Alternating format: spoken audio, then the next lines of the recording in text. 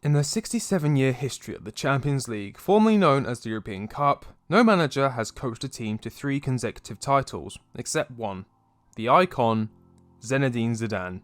Zidane is one of the most recognisable names in world football, and has been described as the toughest opponent many players have faced. Players like Paul Scholes and Steven Gerrard. Listening to players describe him reminds me of a certain Argentinian by the name of Diego Maradona. This isn't to say that every time he touched the ball, the crowd would rise to their feet in unison. I mean, he possessed that knowledge of balance, a fine-tuned sense for energy between the ball and himself that very few players have ever been gifted with. He personified football. Zidane's talents on the field translated to worthy accolades. He was named the 1998 Ballon d'Or winner, the same year he won the World Cup with his nation France. Zidane also won the Best FIFA Men's Player Award in 1998, 2000 and 2003, along with the UEFA Best Player in Europe award in 2002. All in all, including Champions Leagues, league titles, individual awards and victories with his nation, Zidane retired from his playing career with 23 titles.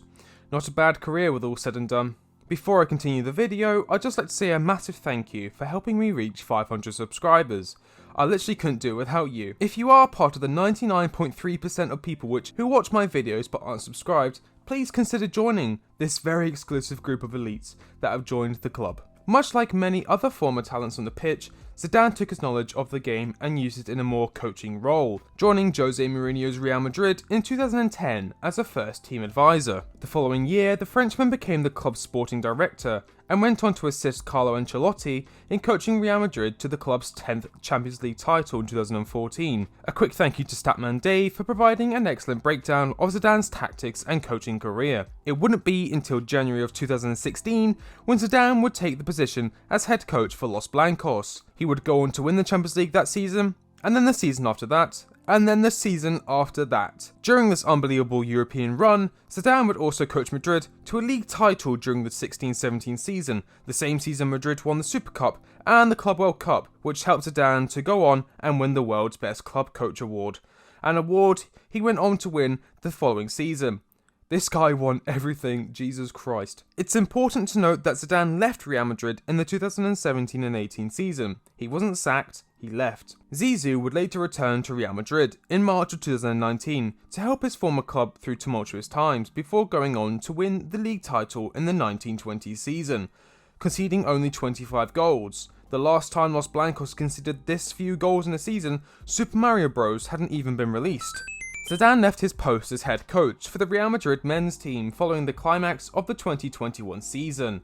This, of course, is a year many Chelsea fans remember fondly. Now we know the accolades, let's see how he got them. Zidane is tactically astute and can adjust the way he sets out to best fit the opposition. His main formation, however, is the classic 4-3-3 with a destroyer number 6 in the midfield. This is a formation Zidane used for 179 games out of the 263 games the Frenchman coached Real Madrid for. Again, a big thank you to Statman Dave and his excellent tactical breakdown for Zidane.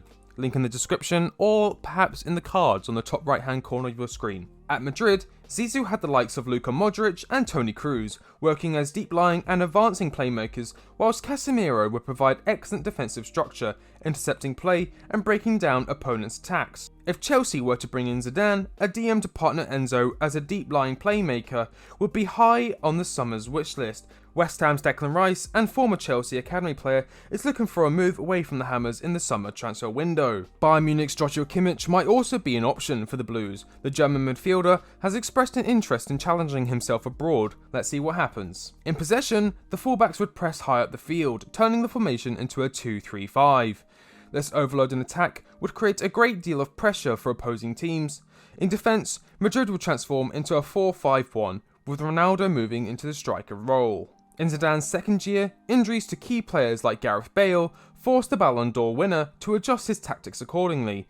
Zidane switched from a 4-3-3 to a 4-4-2 diamond, with Isco replacing Bale, playing behind the two mobile forwards and linking up play with the midfield. It just so happened that this tactical setup was perfect for dealing with the 4-4-2, which became a popular formation that season, with Isco and Kroos operating with ease in the midfield. For Zidane's third season as coach, he favoured the 4-4-2. Zidane deducted that this would be the best tactical setup to get the most out of Cristiano Ronaldo. Cristiano Ronaldo finished the season with 44 goals in 44 games, the highest goal tally under Zidane's tutelage. Zidane didn't abandon his favourite 4-3-3 completely, however. It was most notably used to dismantle Liverpool 3-1 in the Champions League final, where Bale showed his class, and Karius did what he did.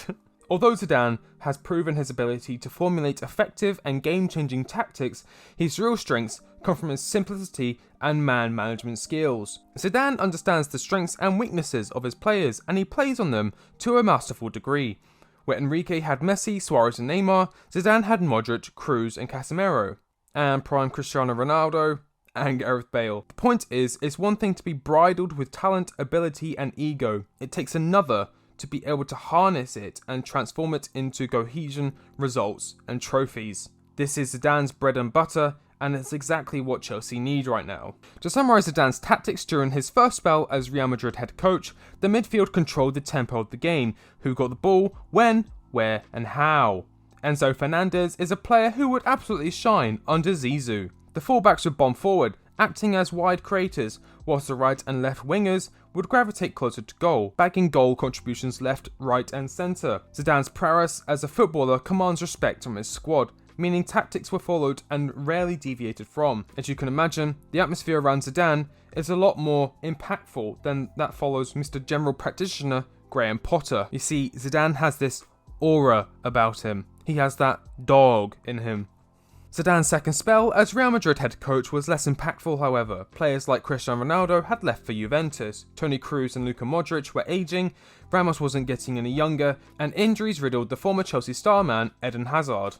As a result of the circumstances which lay ahead of him, Zidane set up in possession in a 3-3-4, with a fullback staying behind to provide defensive stability to Los Blancos. Real Madrid was safer and, as mentioned previously, conceded only 25 goals in the 1920 season, a highly respectable achievement when paired alongside the league title Zidane's men went on to win that season. In my opinion, Zidane would thrive at Chelsea. One of the biggest problems facing the Pride of London right now is the loss of identity.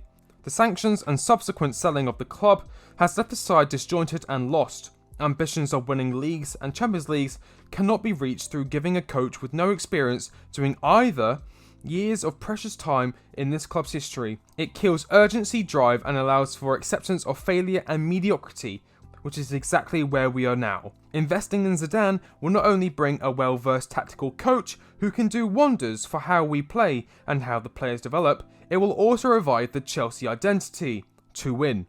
The only downside may be the language barrier. Although Chelsea has many French-speaking players, Zidane will need to learn English or will at least need a translator for his first few months whilst he learns the native language. It's a problem, but it's rectifiable. This is how I believe Chelsea would set up under Zidane. Let me know in the comments below if there are any changes you would make. I love reading comments and hearing all the opinions of the people who watch my videos. Do you think Graham Potter will get sacked? Let me know your thoughts on Zidane. Do you think he'd do well at Chelsea?